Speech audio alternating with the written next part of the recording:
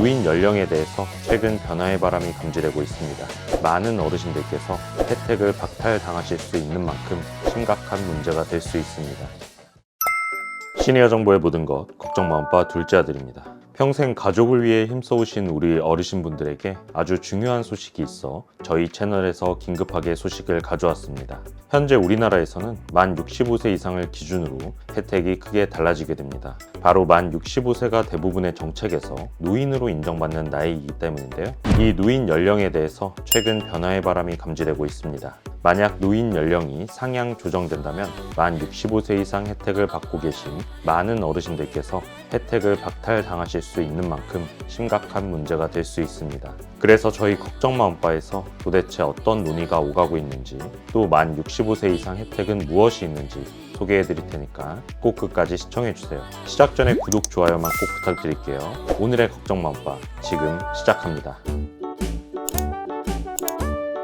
우리나라는 유례없는 저출산 현상과 노령화 현상으로 2025년에는 65세 이상 노인 인구가 전체 인구의 20%를 넘는 초고령 사회에 진입할 것으로 전망되고 있습니다. 이러한 급속한 고령화는 사회의 부양 부담을 높이는 등의 문제가 있는데요. 최근 계속되고 있는 저출산 문제까지 겹치면서 미래에는 청년층 한 명이 다수의 노인을 부양해야 하는 부양 부담 문제로까지 확산이 되고 있는 상황입니다. 이에 따라서 노인 연령 상향 필요성에 대한 사회적 논의가 작년부터 꾸준히 제기되고 있는 상황입니다. 이 가운데 한국보건사회연구원에서 3년 간격으로 실시하는 노인 실태조사에 의하면 65세 이상의 성인들은 노년기 시작 연령을 70세라고 지속적으로 응답하고 있는 상황입니다. 신체적 기능 수준을 나타내는 지표에서도 65세 이상 노인이 독립적 생활이 가능한 비율은 95% 이상으로 나타나고 있다고 합니다. 이런 상황이 지속되다 보니 재정 부담을 줄이는 방향으로 꾸준하게 논의가 되고 있는 것이죠. 하지만 이와 동시에 지금 만 65세 이상이 받고 있는 혜택들이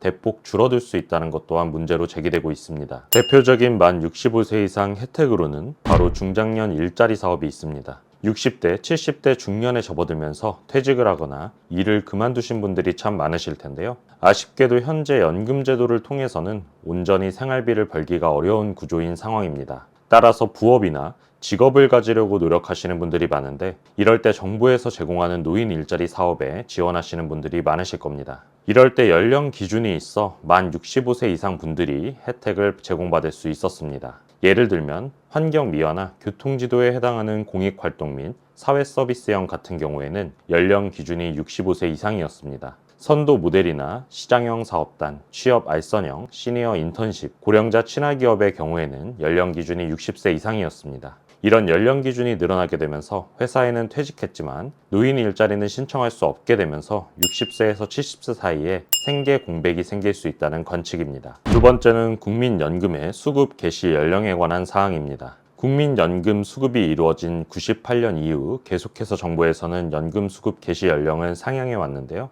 이번에 노인 연령 기준이 올라가면 이 국민연금 수급 개시 연령 또한 높아질 수 있다는 위기감이 있습니다. 평균 수명이 늘어나고 65세 이상 인구 비율이 지속적으로 늘어나면서 더 많은 분들에게 더 오랫동안 국민연금을 지급할 수밖에 없는 상황이 도래했습니다. 따라서 수급 개시 연령을 늦춰야 한다는 목소리가 나오고 있는데, 이 또한 어르신들의 생계와 밀접하게 연관되어 있어 사회적 합의가 필요한 상황입니다. 세 번째는 노인복지 서비스와 관련된 내용입니다. 정부에서 제공하는 만 65세 이상 노인복지 혜택은 노인복지법, 노인장기요양보험법 등에 의해서 다양하고 폭넓게 제공되고 있습니다. 예를 들면 대표적으로 지하철, 버스, 무료 탑승이 가능하고, 이외에도 임플란트, 백내장 지원, 의료비 할인, 건강검진 혜택 등 다양한 혜택을 제공하고 있는데요. 이러한 혜택들이 보통 만 65세부터 수급이 가능한 상황입니다. 그런데 노인 연령은 상향 조정한다면 이 같은 혜택들 또한 연령 기준이 조정되면서 사라질 수 있는 상황입니다. 다만 이러한 노인 연령 상향 문제는 우리나라의 높은 노인 빈곤율 문제뿐만 아니라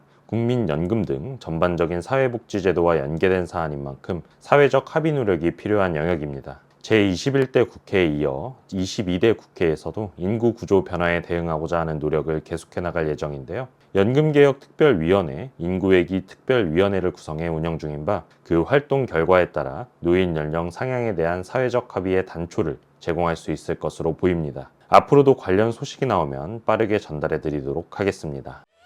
오늘은 노인 연령 기준 상향 논의에 따른 영향에 대해서 소개를 해드렸는데요. 아무래도 노인복지 정책들이 만 65세 이상에 몰려있다 보니 영상을 보시는 많은 분들께는 아쉬운 소식으로 들리실 수 있을 것 같습니다. 따라서 이 같은 논의가 어떻게 진행되고 있는지 귀추를 주목해 주시는 것이 필요하실 텐데요. 저희 걱정마 엄빠 채널에서 가장 빠르고 신속하게 관련 논의를 계속 소개해 드리도록 하겠습니다. 저희 채널 구독, 좋아요, 알림 설정 꼭 해놓으시고 다음 소식을 기다려 주시면 되겠습니다. 지금까지 걱정마 엄빠였습니다. 감사합니다.